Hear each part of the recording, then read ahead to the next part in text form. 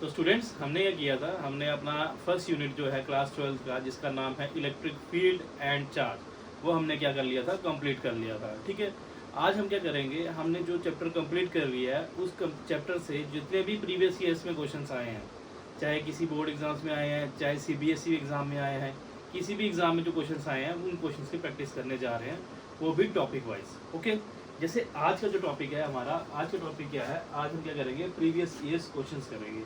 एक इसके ऑफ कौन सा टॉपिक है हमारा, टॉपिक का नाम क्या है, एक है इलेक्ट्रिक चार्ज, दूसरा है प्रॉपर्टीज ऑफ द चार्ज और तीसरा है conductors and insulators. In 3 topics के ऊपर हम आज क्वेश्चन करने जा रहे हैं टर्न बाय टर्न।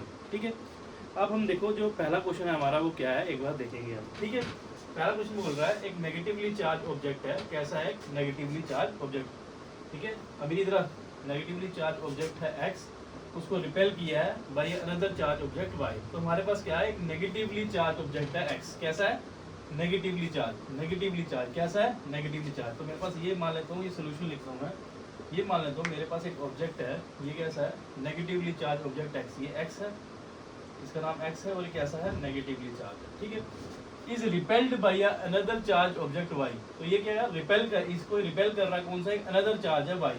और जो y चार्ज है इसके बारे में नहीं बताया है कैसा, पॉजिटिव है या नेगेटिव, बट ये बता रहा है कि ये y क्या कर रहा है, इसको रिपेल कर रहा है। क्या कर रहा है, रिपेल कर रहा है। रिपेल कौन करेगा, लाइक चार्जेस, तो ये भी क्या हो जाएगा, नेगेटिव। तो यहाँ से हमें चल गया कि जो y है वो भी क्या है, नेगेटिवली चार्ज है।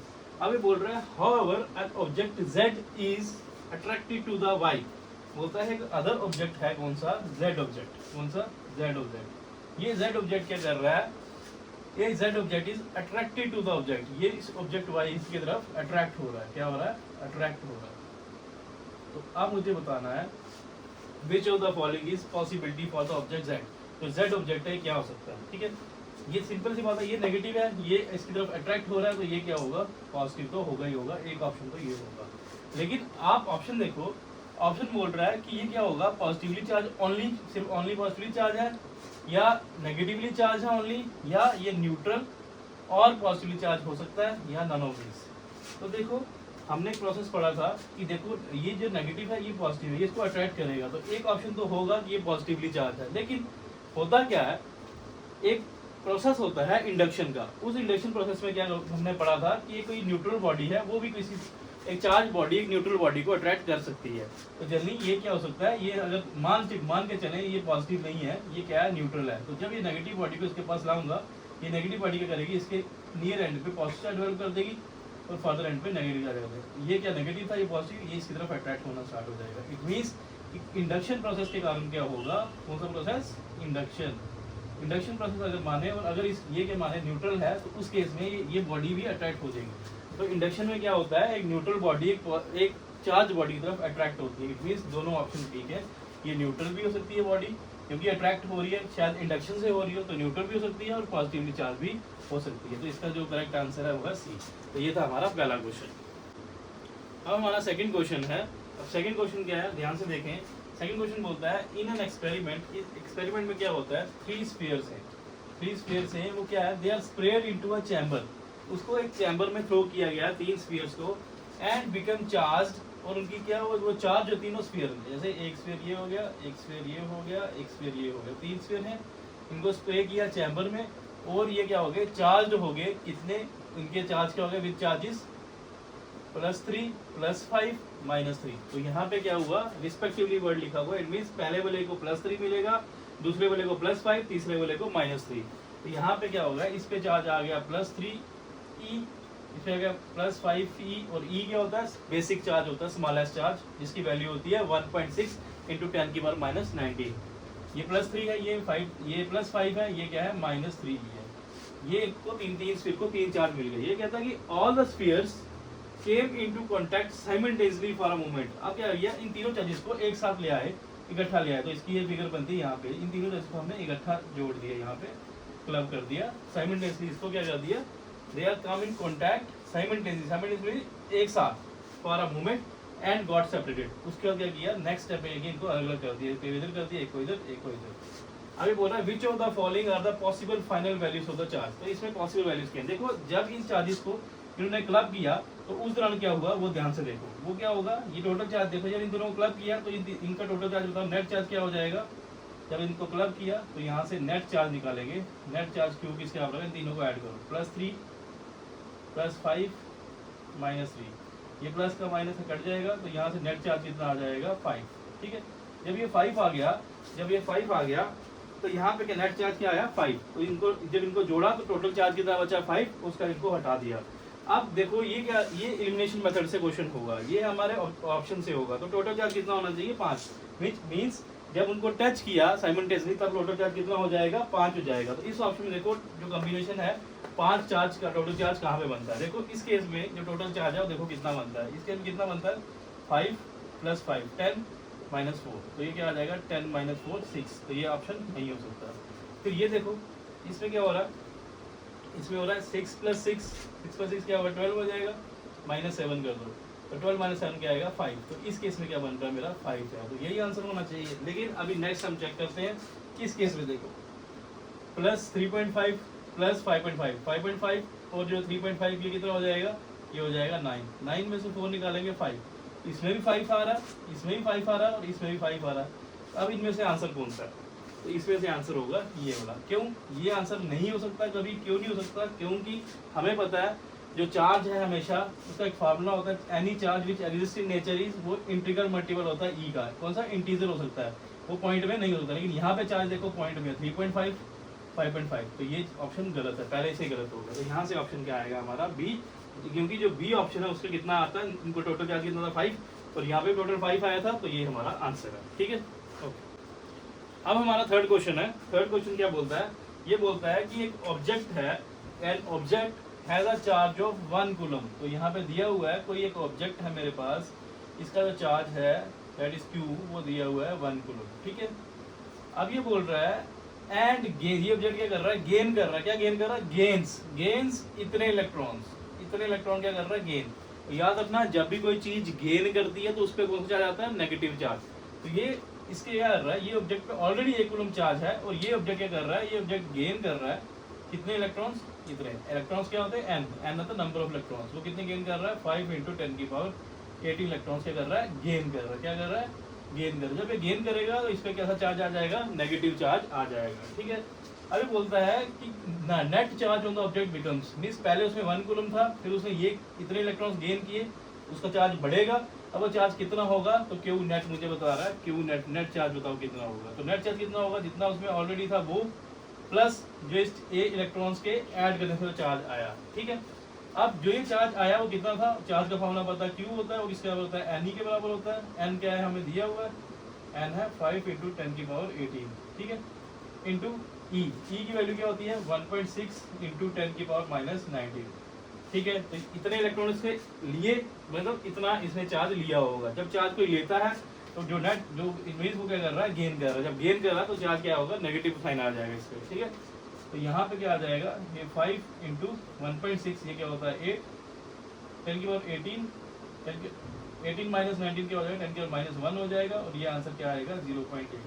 तो यहाँ पे जो चार्ज आ जाएगा ये क्या आ जाएगा 0.8 और जो ये चार्ज हो जाएगा ये क्या होगा नेगेटिव 0.8। क्यों, क्योंकि नेगेटिव साइन इंडिकेट करता है कि इसने क्या चार्ज क्या हुआ गेन, ठीक है। तो यहाँ टोटल नेट चार्ज डालेंगे, यहाँ से 1 कूलम तो ऑलरेडी था, अब यहाँ पे -0.8 कूलम डालेंगे तो ये चार्ज कितना हो जाएगा, देख लो एक बार जरा, ठीक है।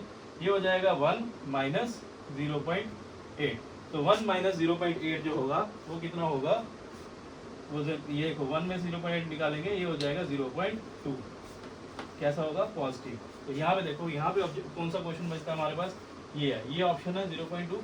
तो याद रखना ये नेट चार्ज क्या हो जाएगा 0.2 हो जाएगा। बहुत बच्चे मिस्टेक करेंगे, यहाँ पे जो चार्ज नेगेटिव साइन नहीं लगाएंगे। तो याद रखना नेगेटिव साइन इंपॉर्टेंट है, क्योंकि नेगेटिव साइन कब लगता है, जब कोई गेन करता है। जब कोई गेन करता है दैट इज उसमें सरप्लस हो जाते हैं इलेक्ट्रॉन्स के, तब वो नेगेटिव चार्ज। तो इसमें यहाँ से इलेक्ट्रॉन गेन किए थे, तो ये वाला चार्ज टोटल इस इलेक्ट्रॉन के कारण जो चार्ज होगा वो कैसा होगा नेगेटिव, इसलिए हमारा आंसर क्या आया 0.2। ओके, अब हमारा नेक्स्ट क्वेश्चन है क्वेश्चन नंबर 4। ये कहाँ पे आया है, ये किसी आईआईटी एग्जाम में आया था, वो कौन से ईयर में आया था वो मेंशन नहीं है, ठीक है। ये क्वेश्चन क्या है, ये क्वेश्चन कहता है कि हमारे पास क्या है, 2 आइडेंटिकल मेटल स्फीयर्स हैं। क्या है, 2 आइडेंटिकल मेटल स्फीयर्स एक जैसे। आइडेंटिकल वर्ड जहाँ पे लग जाए इट मीन्स उनकी जो शेप और जो साइज है वो दोनों क्या है, सेम है। ये बात होती है आइडेंटिकल वर्ड की। मतलब वो दो आइडेंटिकल मेटल मासेस हैं जिनका एग्जैक्टली सेम मास है, दे आर टेकन, उनको हमने लिया। तो मैंने मान लेता हूँ कि दो आइडेंटिकल हैं, तो मैं डायग्राम बनाता हूँ यहाँ पे, एक ये है एक ये है, ठीक है। इसको ए मान लेता हूँ, इसको बी मान लेता हूँ, ठीक है। Are taken, one is given positive charge, एक को हमने क्या दे दिया, इसको क्या दे दिया मैंने, पॉजिटिव चार्ज दे दिया, और one is given positive charge Q coulomb, तो इसको मैंने पॉजिटिव चार्ज दिया क्यू, ठीक है। एंड अदर नेगेटिव चार्ज, और अदर को क्या इक्वल, जितना इसको पॉजिटिव दिया उतना ही इसको क्या दे दिया, नेगेटिव चार्ज दे दिया। तो ये क्या हो गया, ये नेगेटिवली चार्ज हो गया, और ये क्या हो गया, पॉजिटिवली चार्ज हो गया, ठीक है। क्लियर। बोलता है are there masses after the charging equal, बोलता है जैसे ही मैंने इसको चार्ज दिया, बताओ उसके बाद इन दोनों का जो मास है वो इक्वल है या नहीं। तो याद रखो, जब मैं किसी चीज को पॉजिटिव चार्ज दे रहा हूँ, इसका क्या मतलब, अगर कोई बॉडी पॉजिटिवली चार्ज है, इसका मतलब उसमें क्या है, डेफिशिएंसी है। क्या है, डेफिशिएंसी है, किसकी, इलेक्ट्रॉन्स की डेफिशिएंसी है। इट मींस कि इस बॉडी ने क्या किया होगा, इस बॉडी ने इलेक्ट्रॉन्स को क्या कर दिया था, लूज कर दिया होगा। और जब इलेक्ट्रॉन लूज होगा तो उस दौरान, और हमें पता कोई एक इलेक्ट्रॉन अगर लूज करती है बॉडी, तो उसका जो एक इलेक्ट्रॉन का मास है उतना मास उस बॉडी से कम हो जाता है। तो एक इलेक्ट्रॉन का जो मास होता है वो कितना होता है, mass of the electron 9.1 into 10 की पावर -31 kg। इट मीन्स कि ये जो बॉडी है, पॉजिटिवली चार्ज बॉडी है, इसमें क्या है, डेफिशिएंसी है इलेक्ट्रॉन्स की, इसने इलेक्ट्रॉन्स को लूज किया। जब ये इलेक्ट्रॉन को लूज करेगी तो इसका कुछ ना कुछ मास भी लूज होगा। उसी तरह ये बॉडी क्या है, नेगेटिवली चार्ज बॉडी है। नेगेटिवली चार्ज बॉडी का मतलब क्या होता है, इस बॉडी ने क्या किया, गेन किया, गेन ऑफ इलेक्ट्रॉन्स, इसने इलेक्ट्रॉन्स को गेन किया। इसमें इसका मतलब क्या है, इसका जो मास है, जब ये इलेक्ट्रॉन को गेन करेगा, इलेक्ट्रॉन आएंगे, एक इलेक्ट्रॉन कुछ मास है, बहुत सारे इलेक्ट्रॉन का कुछ मास होगा, इस बॉडी का होल मास बढ़ेगा। तो यहाँ से हम बोलेंगे कि जो नेगेटिवली चार्ज बॉडी है इसका मास ज़्यादा होगा, और जो पॉजिटिवली चार्ज बॉडी है इसका जो मास होगा कम होगा। तो ये पूछ रहा है कि आपसे, ये आपसे पूछ रहा है are there masses after the charging equal, are there masses after the charging equal. तो आपका आंसर क्या आएगा, नो। तो उनके मासेस इक्वल नहीं है, क्यों, और ज़्यादा किसका है। तो यहाँ लिखना कि जो नेगेटिवली चार्ज बॉडी है उसका जो मास होगा वो ज़्यादा होगा, ये ज़्यादा का सिंबल मीन्स मोर होगा, और जो पॉजिटिवली चार्ज बॉडी है उसका जो मास होगा वो लेस होगा। ये आपका आंसर था, ये क्वेश्चन किसी IIT में आया था। ओके, अब हमारा नेक्स्ट क्वेश्चन है। ये क्वेश्चन क्या है, ये बोलता है, क्वेश्चन ध्यान से देखो, ये क्वेश्चन को ध्यान से पढ़ना बड़ा इंपॉर्टेंट है। सिर्फ कंसेप्ट है, और जब इसका आंसर लिखना हो तो आप किसी भी लैंग्वेज में लिख सकते हो, बट कंसेप्ट को समझो। बोलता है एक एबोनाइट रॉड है, कौन सी रॉड है, एबोनाइट रॉड। तो याद रखना, एबोनाइट रॉड कैसे क्या होती है, ये इंसुलेटर होती है। क्या होती है, इंसुलेटर। प्लास्टिक की होती है, प्लास्टिक क्या होता है, इंसुलेटर। तो ये क्या है, इंसुलेटर है। ये बोलता है कि हमारे पास क्या है, हमारे पास एक एबोनाइट रॉड है, ठीक है। उसको can be charge by rubbing with the flannel. बोलता है एबोनाइट रॉड को फ्लैनल से, जो सिल्क होता है उससे अगर मैं रब करूंगा तो वो ये क्या हो जाएगी, चार्ज हो जाएगी। लेकिन बोलता है but a copper rod can not be charge like this. But जो कॉपर रॉड है उसको जब मैं रब करूंगा फ्लैनल से, वो चार्ज नहीं होती। इसका रीजन दो क्या होता है।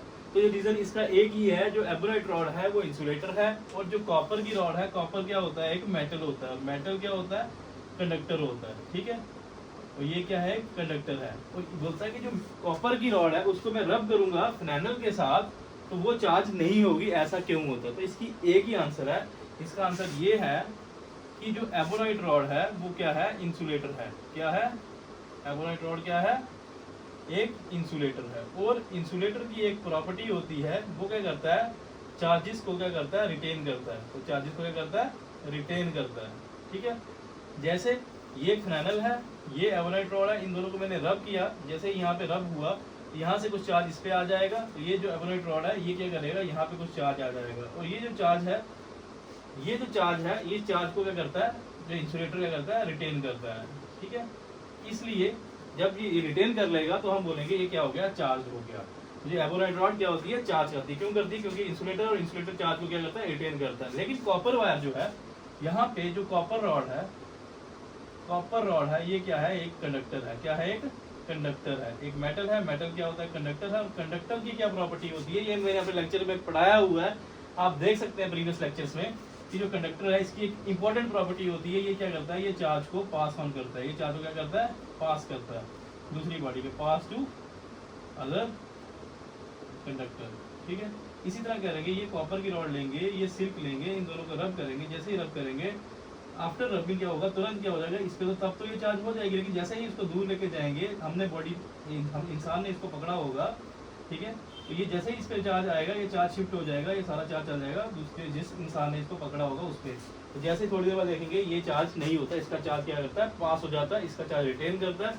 इसलिए हम बोलते हैं कि जो एबोनाइट रॉड है ये बेसिकली क्या होती है, ये जो एबोनाइट रॉड है ये क्या चार्ज हो जाती है, और जो कॉपर वायर है ये चार्ज नहीं होती। ठीक है, हमारा नेक्स्ट क्वेश्चन है, ये क्वेश्चन क्या बोलता है, देखो ये कंसेप्शनल क्वेश्चन है, ये कभी ना कभी ये भी किसी हिमाचल एग्जाम में, हिमाचल बोर्ड में कहीं ना कहीं पे आया हुआ है ये। ठीक है, ये क्वेश्चन क्या बोलता है, ये इंपॉर्टेंट क्वेश्चन है सीबीएसई के पॉइंट ऑफ व्यू से भी और स्टेट बोर्ड के पॉइंट ऑफ व्यू से भी। ये क्वेश्चन बोलता है कि vehicles carrying inflammable material, inflammable material वो होता है जिसको तुरंत आग लग जाती है, जो कैच करता है फायर को इजीली, जो क्या करता है, कैच फायर इजीली। जैसे जो हमारे पेट्रोल के टैंकर्स होते हैं उनके ऊपर लिखा होता है इनफ्लेमेबल मटेरियल है ये, ठीक है, इससे दूर रहो। तो बोलता है vehicles carrying inflammable material usually have metallic ropes touching the ground. बोलता है जो व्हीकल होते हैं जिनमें इनफ्लेमेबल मटेरियल प्रेजेंट होता है, उन व्हीकल्स में क्या होता है, मेटालिक रोप्स। कैसी रोप्स, मेटालिक रोप होती हैं, वो टच कर रही होती है ग्राउंड के ड्यूरिंग द मोशन। तो होता क्या है, जनरली होता है इनफ्लेमेबल मटेरियल कौन होता है, पेट्रोल डीजल। जब पेट्रोल डीजल के जो टैंकर्स होते हैं, ठीक है, इन टैंकर्स में क्या होता है, जैसे सपोज करते हैं ये पेट्रोल, ये टैंकर है चल रहा है, ठीक है, आगे तरफ जा रहा है, तो जनरली होता क्या है, जो इनफ्लेमेबल मटेरियल्स होते हैं इनके पास क्या होता है, metallic ropes touching the ground. इनके पीछे क्या करते हैं, इनफ्लेमेबल मटेरियल जो हमारी व्हीकल्स होती है इनके पीछे एक मेटल की रोप लगी होती है, जो हमारा ये जो रोड है इस रोड को टच करती हुई जाती है। ये क्या होता है, एक मेटल की रोप लगी होती है। तो अब ये बोलता है कि ऐसा क्यों, ये रोप क्यों लगाई होती है, इस रोप का फंक्शन बताना है। ठीक है, देखो इसको जो आंसर है वो सारे बच्चे अपनी अपनी लैंग्वेज में लिखेंगे। ठीक है, मेरा काम है समझाना। तो जनरली होता क्या है, जब ये व्हीकल मोशन में होता है, व्हीकल क्या होता है, मोशन में, जब ये आगे की तरफ जा रहा होता है, मोशन में होता है, तो उस दौरान क्या होता है, इस तरफ से क्या आ रही होती है, हवा, क्या आ रही है, एयर। अब जो एयर है ये इसकी बॉडी से टकराती है, तो यहाँ पे क्या क्रिएट होता है, फ्रिक्शन। क्या क्रिएट होता है, फ्रिक्शन। और फ्रिक्शन के कारण क्या होता है, ये जो बॉडी होती है, ये टैंकर की बॉडी, जो पीछे वाली बॉडी है, ये बॉडी, ये क्या हो जाती है, चार्ज। तो हमें पता है कि जब दो चीजें रब करती हैं तो उसमें अराउंड एक चीज क्या होती है, चार्ज हो जाती है। तो उसके कारण क्या होता है, जो ये टैंकर की पिछली बॉडी है, सारी बॉडी चार्ज हो जाती है, और इस बॉडी पे जो चार्ज है वो एकमुलेट हो जाता है। चार्ज क्या होता है, इकट्ठा हो जाता है, एकमुलेट हो जाता है। जब चार्ज इकट्ठा हो जाता है, अगर ये चार्ज इसकी बॉडी के ऊपर ही रहेगा तो क्या करेगा, ये चार्ज क्या करेगा, स्पार्क क्रिएट करेगा। जब ये हल्का सा मूव करेगा तो ये स्पार्क क्रिएट करेगा। अगर ये स्पार्क क्रिएट कर गया तो ये हमारा ब्लास्ट हो जाएगा। तो ये टैंकर जो इनफ्लेमेबल मटेरियल है ये इजीली कैच करता है स्पार्क को, तो ये क्या करेगा, ब्लास्ट कर देगा। लेकिन अब हम क्या करते हैं, एक मेटल की रोप पीछे लगाते हैं। जैसे ही ये बॉडी सारी चार्ज होती है तो ये मेटल की है, और मेटल की एक प्रॉपर्टी होती है कि वो क्या करता है, जो चार्ज को अपनी बॉडी की तरफ लेता है और पास ऑन करता है। ये सारा चार्ज यहाँ से इधर आता है, इधर, और ये रोप से पूरा ग्राउंड में चल जाता है। और जब ये ग्राउंड में जाता है तो उस दौरान क्या होता है, अर्थिंग हो जाती है। क्या होती है, अर्थिंग हो जाती है। और जनरली होता क्या है, जो रोप है ये क्या करती है, ये चार्ज को पास करती है। ठीक है, इसकी तरफ कहाँ पे पास करती है, ग्राउंड में, या यू कैन से रोड को पास कर देती है। इसके कारण क्या होता है, ये जो हमारे यहाँ पे स्पार्क क्रिएट नहीं होती, जिसके कारण ये हमारा मटेरियल बच जाता है। तो ये था हमारा क्वेश्चन। अब हमारा नेक्स्ट क्वेश्चन है, देखो ये कंसेप्ट बेस्ड क्वेश्चन है, इसमें कंसेप्ट ही लगेगा। ठीक है, और इसका जो आंसर है, जो मैं हिंदी में बोल रहा हूँ, बच्चों आपको अपनी लैंग्वेज में बना के आंसर लिखना है। तो फिजिक्स में खाली आपका आंसर जो है, जो कंसेप्ट है वो मिलना चाहिए, बाकी ग्रामर में देखी जाती है, टूटी फूटी इंग्लिश भी चलती है यहाँ पे। ठीक है, अब क्वेश्चन क्या है, क्वेश्चन में होता है इन्फ्लेटेड बैलून है। इन्फ्लेटेड बैलून मीन जो फुला हुआ बैलून, जो पूरा खुला हो। बोलता है inflated balloon is charged by rubbing with fur. बोलता है एक बैलून है इन्फ्लेटेड, ये इन्फ्लेटेड बैलून है, इन्फ्लेटेड बैलून है ये। ठीक है, इसको रब किया किसका, फर के साथ। ये यहाँ पे इसको बोलते हैं फर।